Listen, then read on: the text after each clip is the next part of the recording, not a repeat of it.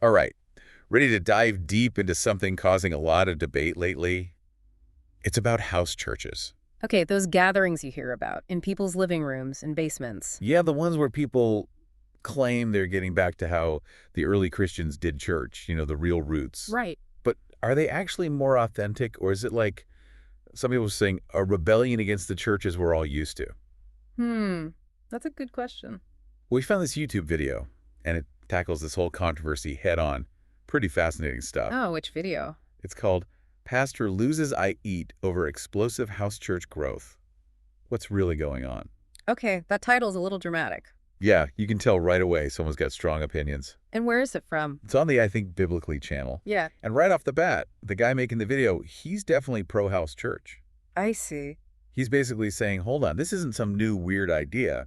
It's the original model of church, straight out of the New Testament. And how does he back that up? Well, he throws out all these verses, Colossians 4.15, Romans 16, 3 to 4, even Philemon 1.1 to 2, all of them talking about early Christians meeting in homes. Right, I remember those. But some people say that was just because of persecution back then. That's what I thought, too. They had to hide. Exactly. But he has a counter-argument for that. Remember Paul?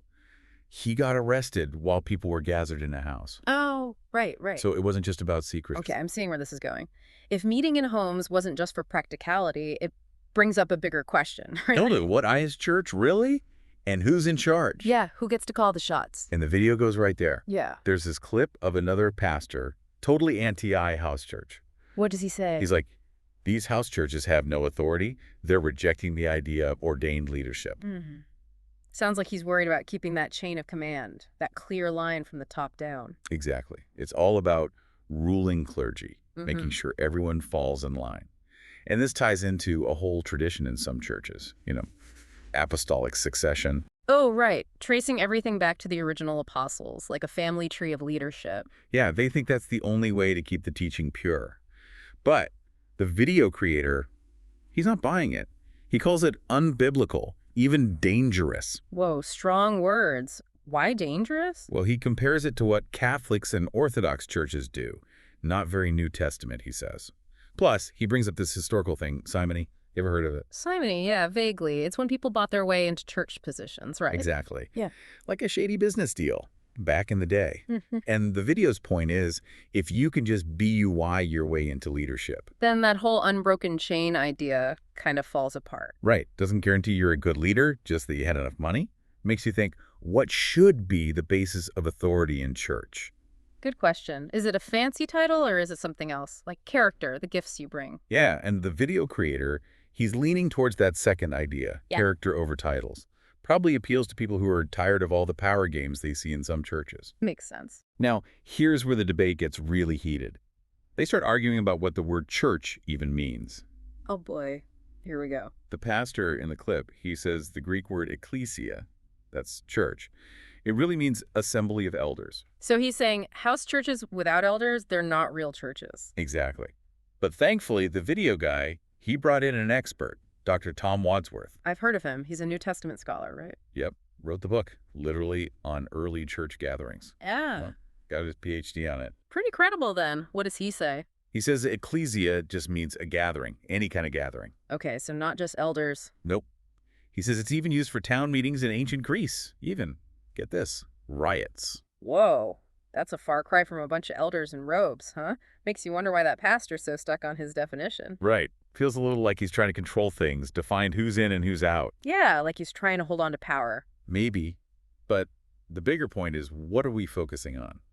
Tradition and who's in charge. Or genuine connection, people's real spiritual needs. That's the core of it, right? And it leads into why the video creator thinks so many people are leaving traditional churches these days. It's not just rebellion. He thinks they're craving something real, something that speaks to their lives, not just rules and sermons. I can see that. He's saying people feel lost in those big impersonal churches. They want community to be seen and heard. And that's where the appeal of house churches comes in, right? They're smaller, more intimate. Yeah, it's like back to those early Christians, faith lived out in everyday life, in homes where people actually knew each other, stripping away all the fancy stuff, getting down to the basics. Interesting. But hold on, here comes the really spicy part. The video creator, he calls that pastor the one against house churches, a heretic.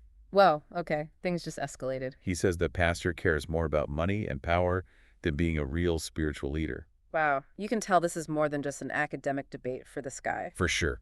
He sees it as a fight for the soul of Christianity, and then he encourages anyone thinking about a house church to go for it. He even plugs Dr. Wadsworth's work, says his interviews and lectures are great for anyone wanting to go deeper. He's really pushing for this, huh? Sees it as the only true way to be a Christian in today's world. That's what it sounds like. Interesting. Well, it's definitely a passionate take. Gotta remember, though, it's just one perspective. Totally. There's a whole spectrum of views on this, and we need to explore all of them to get the full picture. Right. What are some of the other perspectives out there? Okay, so we've heard this one guy's take. Super passionate about house churches. But there are other sides to this whole thing, right? Definitely. Not all house churches are the same. You've got a whole range of them, different beliefs, different ways of doing things. Oh, interesting. So it's not always about ditching traditional churches completely. Nope. Some house churches, they stay connected to bigger denominations, almost like a branch of the main tree. Like a smaller, more intimate group within the bigger church. Exactly. And some people see it as a way to change the big church from within, make it more authentic. So it's not always an us versus them thing. Not at all. It really comes down to what people are looking for, that deeper meaning in their faith.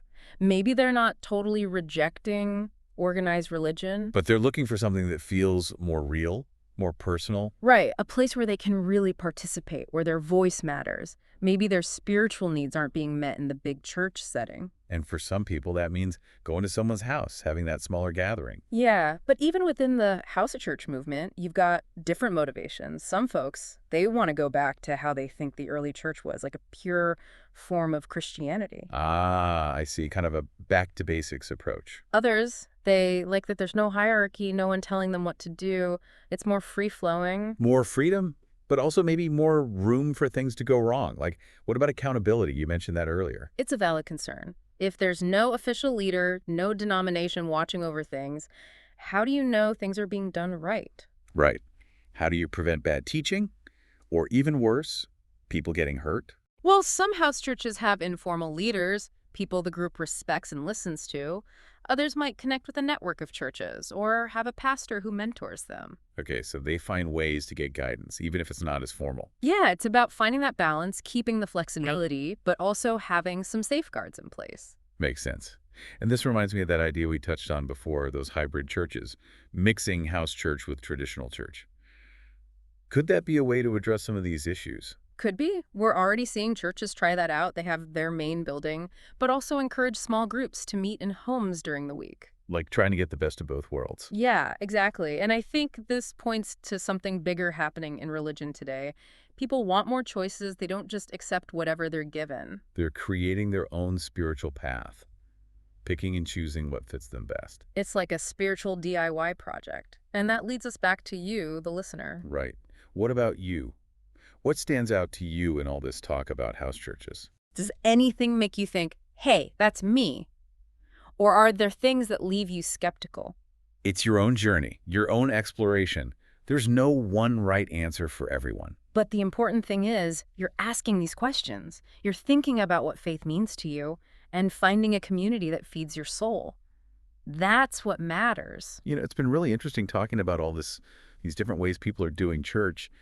Makes you wonder what's next, right? Yeah. Like what happens in 10, 20 years? I think technology is going to play a big part in that. Yeah, it already is, right? Totally. Look at all the online stuff, virtual services. It's changing how people connect. It's like the idea of church isn't tied to a building anymore. Exactly. It's becoming more about finding that community, that sense of purpose, wherever you are. So could we see even more types of church popping up?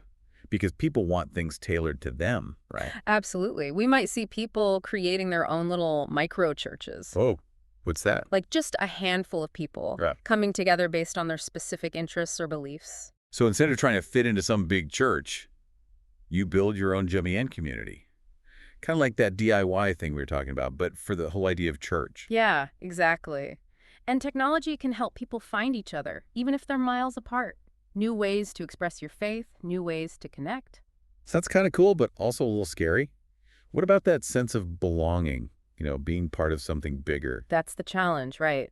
How do we balance all this individual expression with still feeling connected to something bigger than It's ourselves? like we're making this up as we go along, trying to figure out what church even means anymore. And that's where you come in, the listener. You're not just watching this happen, you're a part of it. Right. How we decide to practice our faith, the communities we join, the conversations we have, it all shapes the future of what church looks like. So keep exploring, keep asking those questions.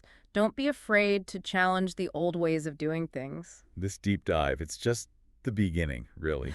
So much more to discover out there. And that's what we love to do here, get you thinking, get you curious. Give you the tools to explore these big questions and figure out what you believe. So until next time, keep diving deep. And keep those questions coming.